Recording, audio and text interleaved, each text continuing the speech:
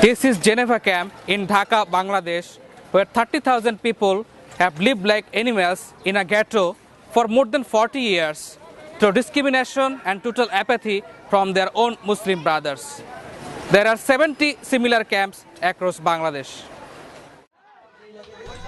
This is not a typical third world story of poverty and despair, but of a largely forgotten people, the Bihari refugees of Bangladesh, who for more than 40 years have been forced to live on the fringes of society and trapped in limbo by a nation that does not want them and will not help them leave.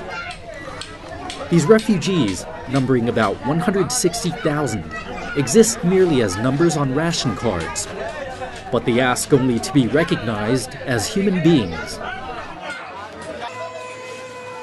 Geneva Camp in Dhaka is one of 70 temporary refugee camps set up by the International Red Cross after the 1971 Liberation War, which saw the eastern wing of Pakistan break away to form present-day Bangladesh. The war ravaged this Urdu-speaking community and left them cut off from their former homeland in Pakistan. Most Biharis refused to take sides during the 1971 war. In the years that followed, thousands of Bengalis were allowed to return to Pakistan. But with few exceptions, Biharis that wanted to return to Pakistan were denied permission and have languished in camps ever since.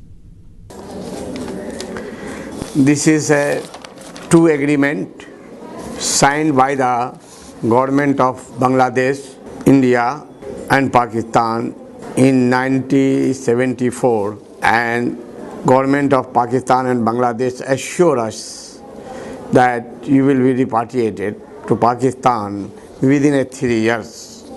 But 41 years already passed and we are waiting that plane is coming.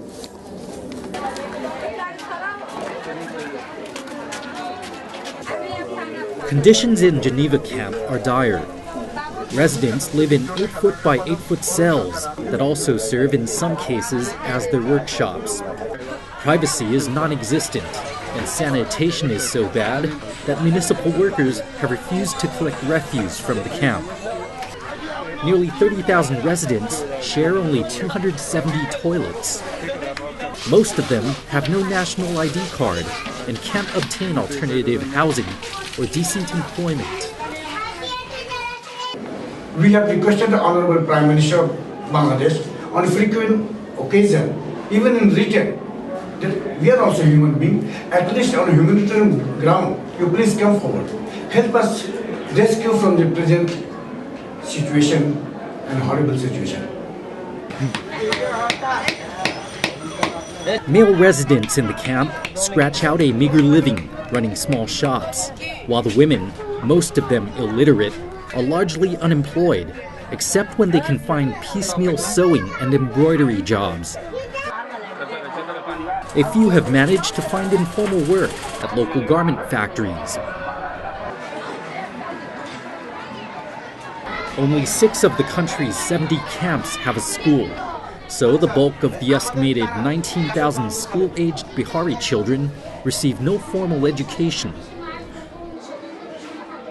The school at Geneva camp educates about 600 children, but the poverty of most families means that the majority of children here get no formal education at all. I faced many difficulties in education because my father has not enough money to educate, and outside behaviors are not good for our community. I have faced many problems in education, money and so I have thought that I will give these children's education in your best life.